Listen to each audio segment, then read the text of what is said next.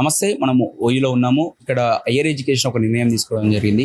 ఇదే తెలుగు ఇచ్చే క్రెడిట్స్ తగ్గించే ప్రయత్నం చేస్తుంది. సో దానిపైన కాసిం సార్ ఒక మీటింగ్ పెట్టుకోవడం జరిగింది. అసలు ఎందుకని ఈ నిర్ణయం తీసుకుంది హైయర్ ఎడ్యుకేషన్ అడిగి తెలుసుకుందాం. నమస్తే సార్. నమస్తే. ఏమంటారు సార్, హైయర్ ఎడ్యుకేషన్ ఎందుకు ఈ నిర్ణయం తీసుకుంది అంటారు? హైయర్ ఎడ్యుకేషన్ కౌన్సిల్ తెలుగు భాషకు సంబంధించి ఒక తెలుగే కాదు, అన్ని భాషలు తెలుగు, హిందీ, ఇంగ్లీష్, ఉర్దూ, అరబిక్ ఇట్లాంటి భాషలన్నిటికి సంబంధించి ఇప్పుడు మనం ఫాలో అవుతున్నది ఏమిటంటే డిగ్రీ స్థాయిలో సెకండ్ లాంగ్వేజ్ తెలుగు అనే ఒక పద్ధతి ఉంది. ఈ సెకండ్ లాంగ్వేజ్ తెలుగుకు 20 క్రెడిట్లు ఉన్నాయి. క్రెడిట్ అంటే ఒక గంట అని అర్థం, అంటే వారానికి ఇన్ని గంటలు బోధించాలని దాని అర్థం. సో ఆ విధంగా చూసినప్పుడు 20 క్రెడిట్ల స్థానంలో ఇప్పుడు కౌన్సిల్ ఏం ప్రతిపాదన తీసుకొచ్చిందంటే 12 క్రెడిట్లే ఇస్తాము అన్నది. ఆ నేపథ్యంలో ఇవాళ ఉస్మాన్ యూనివర్సిటీలో ఒక సమావేశం ఏర్పాటు చేశాం మేము. ఈ సమావేశంలో అన్ని యూనివర్సిటీల ప్రొఫెసర్లు పాల్గొన్నారు. దాంతోపాటు అన్ని డిగ్రీ కాలేజీలకు సంబంధించిన అధ్యాపకులు పాల్గొన్నారు. మేము గతంలో 20 క్రెడిట్లు ఏదైతే బోధించామో ఇప్పుడు 20 క్రెడిట్లే ఉండాలి. ఈ 20 క్రెడిట్లని 12 క్రెడిట్లకి తగ్గించటం అనేది ఇది అన్యాయం. వెంటనే ఈ ప్రతిపాదన వెనక్కి తీసుకోవాలని ఈ సమావేశం ఏకగ్రీవంగా తీర్మానం చేసింది. ఇంకొకటి, ఎలాంటి ఇబ్బందులు వచ్చే అవకాశం ఉంది ఈ క్రెడిట్స్ తగ్గించడం వల్ల? అయితే సాధారణంగా క్రెడిట్ తగ్గించడం వల్ల 2 రకాల సమస్యలు వస్తాయి. ఒకటి, ఎప్పుడైనా ఒక క్రెడిట్ తగ్గిందంటే ఒక గంట బోధన తగ్గిందని అర్థం. ఒక గంట బోధన తగ్గిందంటే ఒక సిలబస్లో ఒక పాఠం తగ్గిందని అర్థం. ఆ విధంగా 8 క్రెడిట్లు తగ్గుతూ ఉన్నాయి. 8 క్రెడిట్లు అంటే 8 పాఠాలు తగ్గుతాయి.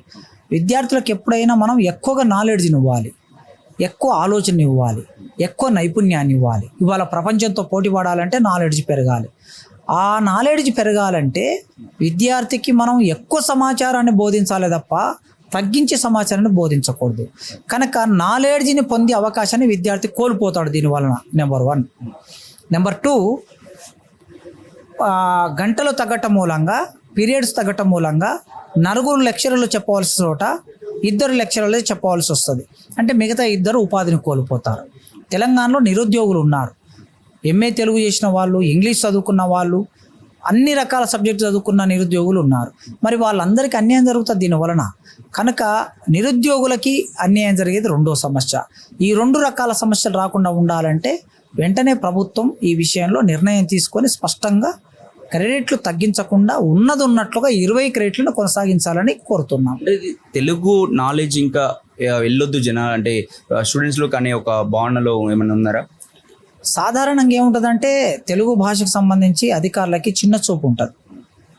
ఎందుకు చిన్న చూపు ఉంటుందంటే వాళ్ళు ఏదో కొద్దిగా 4 ఇంగ్లీష్ ముక్కలు నేర్చుకొని తెలుగుదే ఉందండి వాళ్ళు చదువుకుంటారులే అని ఏదో డిస్టెన్స్ ఎడ్యుకేషన్లో చదువుకుంటారు, ఓపెన్ ఇన్స్టిట్యూట్లో చదువుకుంటారు, లేకపోతే మూక్ కోర్సులో చదువుకుంటారు అని ఒక భావన ఉంది వాళ్ళకి. ఇది తప్పుడు భావన. అసలు మాతృభాష అనేది విద్యార్థులని మనోవికాసాన్ని తీసుకొస్తుంది. ఎప్పుడైనా మన తల్లి భాషలోనే మనకి మనోవికాసం జరుగుతుంది. ఇతర భాషల్లో మనకు సాధ్యం కాదు. ఎంత చదువుకున్నా కూడా ఇతర భాషల్లో మనం నైపుణ్యాన్ని సాధించలేము. ప్రతి విద్యార్థి అన్ని భాషలు నేర్చుకోవాలి, ముఖ్యంగా ఇంగ్లీష్ నేర్చుకోవాల్సింది. ఈ రోజుల్లో విద్యార్థులను ఇంగ్లీష్ నేర్చుకోవాలి. కానీ ఎప్పుడు ఇంగ్లీష్ బాగా వస్తుందంటే నీ మాతృభాషలో నీకు నైపుణ్యం ఉంటేనే ఇంకో భాష వస్తుంది. అందుకోసం ప్రాథమిక స్థాయిలో ఈ భాష నైపుణ్యం ఉండాలి. నైపుణ్యం ఉండాలి అనే విషయం మన పాలకులకి, మన అధికారులకి చిన్న చూపు, తక్కువ చూపు ఉంటుంది. అదే తమిళనాడు, కర్ణాటక, మలయాళం, మహారాష్ట్ర పోయామనుకోండి, వాళ్ళ భాషకు అన్యాయం జరిగితే పెద్ద ఉద్యమే జరుగుతుంది. వాళ్ళ భాష పట్ల అంత పట్టింపు ఉంటుంది. కానీ మన తెలుగు నేల మీద మాత్రం మన వాళ్ళు ఒక రకంగా పరాయి భాషకి బానిసలు అయిపోయారు. ముఖ్యంగా ఇంగ్లీష్ లాంటి భాషకి బానిసలు అయిపోయారు. మన మాతృభాష పట్ల చిన్న చూపు ఏర్పడింది. కనుక ఈ సమస్యలన్నిటి వలన ఇట్లాంటి వాదనలు ముందుకు వస్తున్నాయని నేను అనుకుంటాను. అంటే ఒకటిసారి ఇక్కడ అసలు తెలుగు సబ్జెక్ట్ ఎంచుకునే స్టూడెంట్సే తక్కువ. అలాంటి క్రెడిట్స్ తగ్గడం వల్ల ఇంకా నెగిటివ్ ఇంపాక్ట్ ఇట్లా స్టూడెంట్స్ పోయే అవకాశం ఉంటుంది కదా? ఖచ్చితంగా జరుగుతుంది. ఇది ఖచ్చితంగా తెలుగు సబ్జెక్టుకు సంబంధించి ఇప్పుడు చాలామంది తల్లిదండ్రులు ఏమనుకుంటున్నారంటే పిల్లలు ఇంగ్లీష్ మీడియంలో చదివిస్తే అయిపోతుంది, ఇంగ్లీష్ మీడియంలో చదివిస్తేనే ఉద్యోగాలు వస్తాయి అనే ఒక భావనలోకి వెళ్ళిపోయారు. దాని మూలంగా 10th క్లాస్ వరకు తెలుగు కంపల్సరీ ఉంది, ప్రభుత్వం నిర్ణయం అది. 10th క్లాస్ వరకు తెలుగు చదువుతున్నారు. ఇంటర్మీడియట్కి వచ్చేసరికి ప్రైవేట్ కాలేజీలకు వెళ్తారు. ప్రైవేట్ కాలేజీలో ఎక్కడ తెలుగు ఉండదు. ప్రైవేట్ కాలేజీలో మొత్తం సంస్కృతమే బోధిస్తున్నారు. దాని మూలంగా అక్కడ తెలుగు చదవలేదు.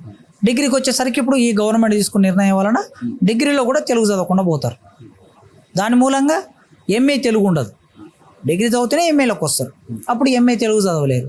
ఫలితంగా ఏమవుతుంది, అసలు తెలుగు చదివే వాళ్ళ శాతమే మీరు అన్నట్లు పెరిగిపోయి కొన్నాళ్ళ తర్వాత తెలుగు భాషకే ప్రాధాన్యత లేకుండా పోతుంది. అంటే ప్రభుత్వం హైకోర్టులో కావచ్చు వీళ్ళ కూడా తెలుగులో ఇది తీర్పులు ఇచ్చే చూసినాం. సో ఇలాంటి ఇప్పుడు సాఫ్ట్వేర్ కంపెనీలో కూడా తెలుగులో కూడా మన భాష, కానీ ఇక్కడ ఉన్న సాఫ్ట్వేర్ కంపెనీలో కూడా మన భాషలో కూడా ఇంటర్వ్యూలు జరపాలని ఒక వాదన వినిపిస్తుంది. పక్కనున్న రాష్ట్రం కూడా వాళ్ళ జీవోలు కావచ్చు వాటిని తెలుగులో ముద్రిస్తూ ఉంది. కానీ ఇక్కడ రాష్ట్రంలో ఇలాంటి చర్యలు ఎలా చూడవచ్చు? అందుకే ప్రభుత్వము జీవోలన్నీ తెలుగులో రావాలి. లెక్క ప్రకారం ప్రభుత్వానికి నిజంగా చిత్తశుద్ధి ఉంటే, నిజాయితీ ఉంటే వాళ్ళ జీవోలన్నిటినీ తప్పనిసరిగా తెలుగులో తీసుకురావాలి. సామాన్య ప్రజలకి జీవోలన్నీ ఎక్కడికి వెళ్తాయి? ఎంఆర్ఓ ఆఫీస్కి, ఎండిఓ ఆఫీస్కి వెళ్తాయి. ప్రతి జీవో సెక్రటరియట్ నుంచి ఎంఆర్ఓ ఆఫీస్కి వచ్చే వాళ్ళకి ఇంగ్లీష్ ఎవరికి వస్తుందండి? గ్రామాల్లో కాస్త తెలుగు చదువుకున్న వాళ్ళు ఎంఆర్ఓ ఆఫీస్కి వస్తారు. ఆ జీవో అర్థం కావాలంటే తెలుగులో ఉండాలి. అందుకే తెలుగులో జీవో తీసుకురావాలి. హైకోర్టు కూడా ఒక తీర్పు ఎప్పుడో నూటికో కోటికో ఒక తీర్పు తెలుగులో ఇవ్వటం కాకుండా అన్ని తీర్పులు తెలుగులో ఇవ్వాలి. అదే మనం మహారాష్ట్ర పోతే, మధ్యప్రదేశ్ పోతే, ఉత్తరప్రదేశ్ పోతే, తమిళనాడు పోతే వాళ్ళ మాతృభాషలోనే మొత్తం జీవోలు ఉంటాయి. వాళ్ళ మాతృభాషలోనే మొత్తం వ్యవహారం నడుస్తుంది.